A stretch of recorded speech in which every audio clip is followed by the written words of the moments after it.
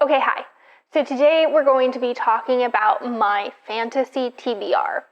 So I'm not really setting this for like 2023, I want to read all these books, but these are all the books that are like on my more immediate radar, and I have been doing like a lot of mood reading. I decided that was going to be like what my year was going to look like. I didn't really want to do any readathons or any challenges or really frame my reading in any sort of way, and what has essentially happened is I've only been reading fantasy. So you're not going outside, kitty. I decided to make a fantasy TBR. I'm going to talk about books, like series I'm in the middle of, series that most of them are like more modern completed series, and then I have some that are not complete. So the first one, I actually just finished it yesterday, but it has been a haul. I've been reading this series since early 2021, and it is the Shattered Sand series by Bradley P. Beaulieu. I just completed book 6 yesterday. It has 6 main novels, and then I think it has like 6 novellas, and I read all of the novellas. I read all the novels. It was a slog, and I am done. The next one that I will definitely continue reading in the year, kitty, it's not happening. No. I don't want to watch you right now.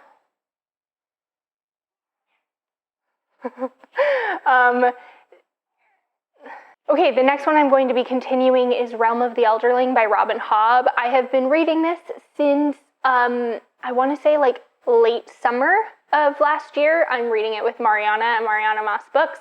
We are currently on Golden Fool, which is the second book in the Tawny Man trilogy, which is the third trilogy in the Realm of the Elderling. So it is a 16-book series. We're about halfway through the entire series. And it's been wonderful thus far, and we've both been really into it. We've both been wanting to read fantasy, so it's just really worked out.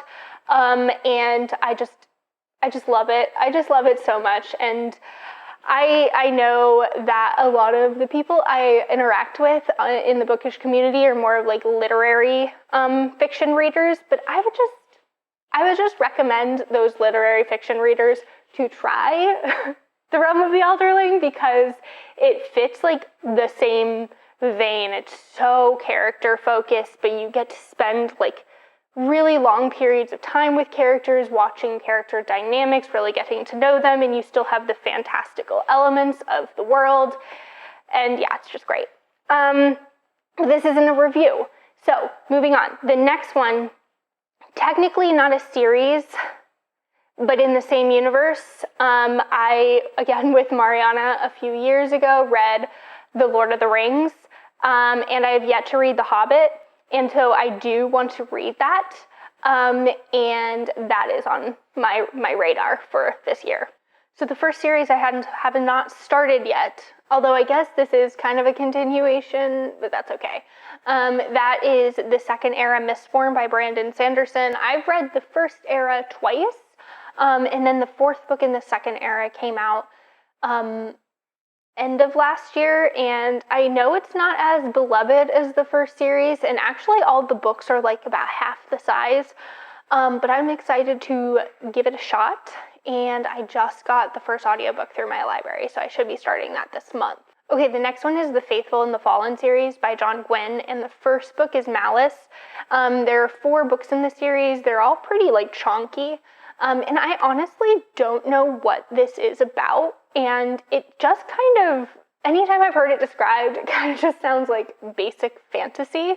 Like, just think of like ye old setting and like swords and mystical creatures and whatever. But I always hear really good things about it, so there must be something intriguing that the author is doing with the setting, so that is on my list. Okay, the next one we have is The Greenbone Saga by Fonda Lee. I have been halfway through the first book for like over a year. And it's not that I don't like it, but I'm reading it with my partner, and if he's like not interested in reading it, then I just pick up other things. So I really want to get to this because we were really enjoying it and it was feeling like it was like building up to something interesting. But it's essentially like it's more of like a modern setting where you're in like a city, and are there guns in it? Are there firearms? I think there are. Yeah, I remember there being, and then like people can harness jade, and it's kind of like mafia vibes. So from what I've read, I really liked, but I do really want to get to that in the next year. Okay, the next one is The Dandelion Dynasty by Ken Liu. This is silk punk, maybe. I've heard a few people talk about it. I like to go into my series like relatively blind, so I don't know like the full synopsis for any of these. But if I do recall, it is like a fantasy setting that is also like kind of like has sci-fi elements to it. In this one, I think the fourth book came out end of 2022 as well, so I like to usually wait until the series is completed to give it a shot. And so I'm excited to read this. I've seen people who generally tend to read more like literary fiction also read this and like really enjoy at least the first book in the series. I haven't seen like complete series reviews, but I am excited to give that one a go. The next one gets a lot of love. It's the First Law trilogy by Joe Abercrombie. All I know really is it's grimdark and it's very character focused, at least in the first book. And I do like character-focused fantasies, although I'm kind of all over the place. I like a high-action one. I like character-focused ones. I kind of just like diving into different like fantastical worlds where you don't have to abide by like normal laws of physics and whatnot, and settings. So looking forward to reading that at some point. And then the next one is The Dreamblood duology by N.K. Jemisin. So I've read the 5th season. Yeah, the Broken Earth trilogy. I forgot the name of it. And I enjoyed it quite a bit. It's like, there's a lot of jargon to get used to, but once you kind of dove into it, it was like a really fascinating magic system that kind of was more like geological based. And this one has something to do with like life force in dreams and like killing people through dreams. I don't really know. I started the first chapter of it last night once I finished the Shattered Sand series. And like typical N.K. Jemisin style, she kind of just like drops you in, and it takes a little bit of time to kind of like figure out what's going on and pull the pieces together. But the first chapter was interesting, so I will continue on with that. Okay, the next one was getting a lot of hype on BookTube a few years ago when it was like being written, and that's the Winter Night trilogy by Catherine Arden. This is like really heavy in atmosphere, and it's like I think it's like Russian-based lore and world, so the setting is very cold and icy. So I'm interested to read this, but it's like less of a priority on my list because like I've seen like really conflicting views on it. Like some people really like it, but like don't feel like the plot is totally there, or it kind of just drags, which is hard for a trilogy when you start dragging at some point within a trilogy since it's only 3 books. And then next one is the Winnowing Flame trilogy by Jen Williams. I always see this on like underrated lists. And again, I don't know what it's about. Basic world, I don't know. Dragons, maybe? Maybe there are dragons. Anyway, I just like see really like great things about it. And then this one I've never actually seen anyone talk about. It's the Game World trilogy by Samit Basu. I don't think it's been published by a US publisher. I think it's only been published by British publishers.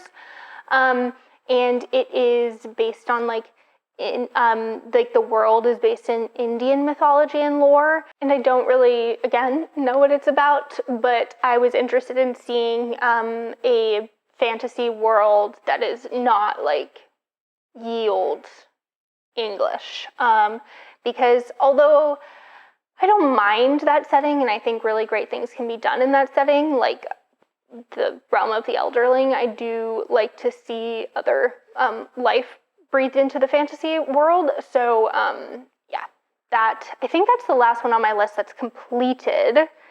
And then, oh no, then there's, this is a standalone, which is The Sword of Kaigen by M.L. Wang.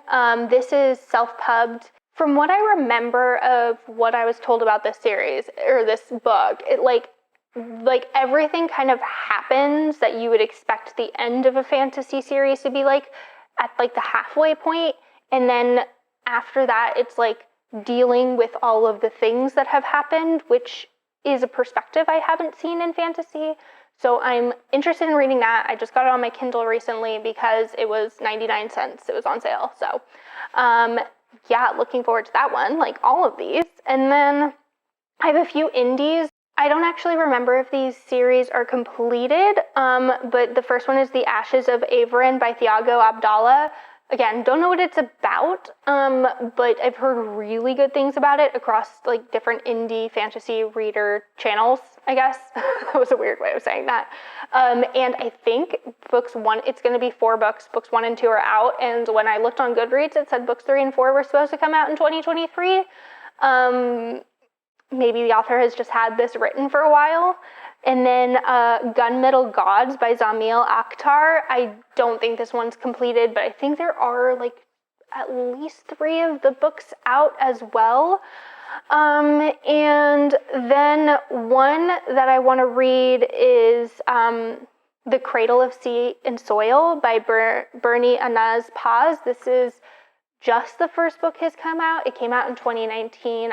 I haven't seen the author. I was looking when I was trying to like come up with books for this list, and I haven't seen the author actually like come out with anything saying that they are planning on putting out like the second book.